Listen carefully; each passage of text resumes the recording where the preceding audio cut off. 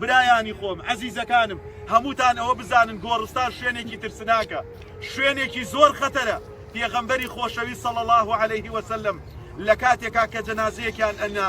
دائەنشت سەحابەکان ئەفەرمون سوێن بخوا چۆن تەیر بەبان بەردێکەوە دانشی ئاوا تەیر لەسەر سەرمان دانشتای وایە زانی بەردین لە ترسی ئەو مەنزەرەی کە قەبرە. پێغەمبەر صلی الله عليه وسلم ئەفەرمێ هیچ شوێنێکم نەبینیوە ترسناک بێ بە ئەندازەی قەبر. وا نەزانن ئێستاکە ئێمە هەمومان ئەوە پیاوە کوڕەکەی بۆی ئەگیرێ مانگێک دوو مانگ سێ مانگی تر شەش مانگی تر لە بیرە چێتەوە کاکسەی من و تۆش لە بیرەکرێین. ئافرین بۆ ئەو کەسە ئینشاءالله تەمەنا ئەکەم ئەم پیاوە لەوانە بێت ئێستاکە لە لای سەرەوە کردەوەکانی دانشێ بڵێ مەترسە مەترسە تەواو ترس بۆ تو نەما من نوێژەکەتم دەستی بەدەست نوێژتم شوێنکەوتنی جەنازەتم لا ئیلاهە ئیلەڵڵاتم ئەو کردەوە چاکانم کەوەها لە دنیا من هاوڕێت بووم نحن ئەولیاؤکم في الحياة الدنيا وفي الآخرة. ئێستا من لەگەڵتان جێت نایەڵم بە چرکە دانیشە مەترسە مەلائیکەتەکان لێ ئەپرسن و جواب بداتەوە ئینشاءالله. هەمومان ئەمە ڕێکەمانە. ئەزیزەکانم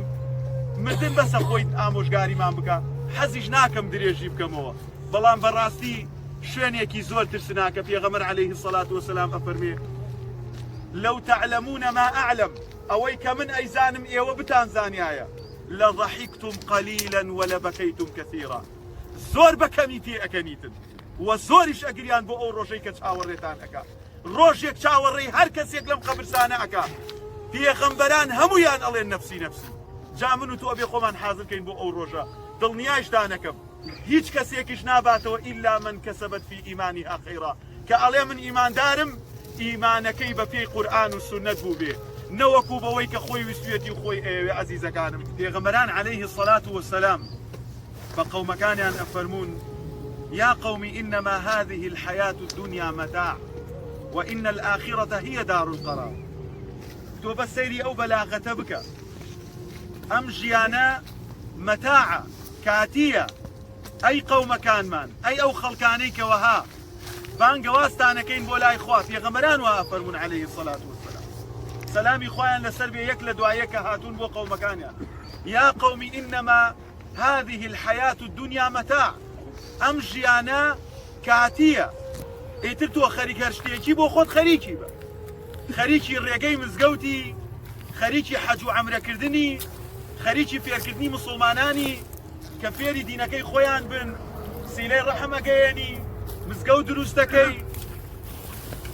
شوێنی جەنازەی مسڵمانانەکەوی ئیسلام سەر ئەخەی دژایەتی ئیسلامەکەی خەریک حرام خواردنی هەر شتێک ئەکەی دنیا کاتیە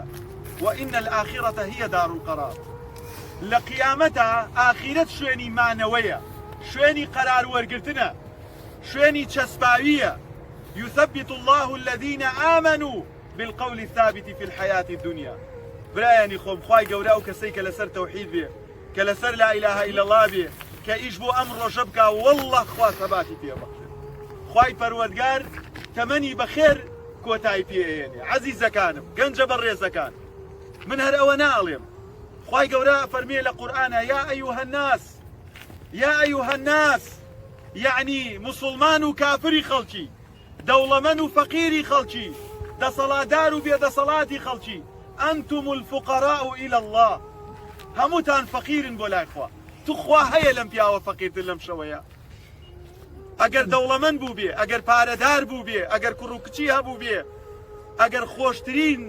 ژیانی هەبوو بێ و سەیارەی جوان و ماڵ و قەسر و ئەگەر بە دیوەکەی تریا بەو پەڕی فەقیری ژیا بێ خوا هەیە لەم فەقیرتر بۆ پێت وایە ڕۆژێک دێ من و تۆیش نەخرێنە تۆی کفنەوە بخرێنە ژێر ئەو خاکەوە ئەگەر خوا بە نسیبمانی بکە. أنتم الفقراء إلى الله.